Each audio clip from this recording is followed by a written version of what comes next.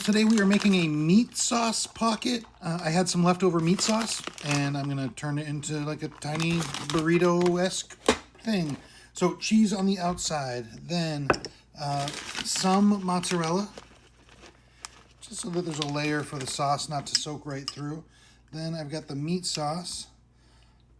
All right.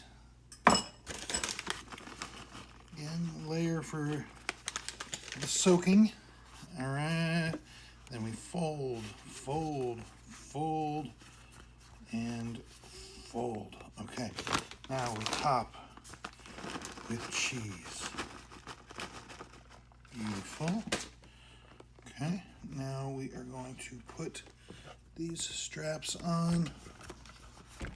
Boom and boom. I will be right back. Okay, my friends, let's see what we've got. Looks good to me. Beautiful. I'm gonna let this cool down, then we'll do a crispy test. All right, crispy test. Of course.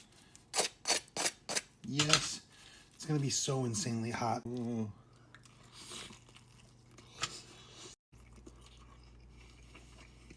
Like I said, it's always an experiment.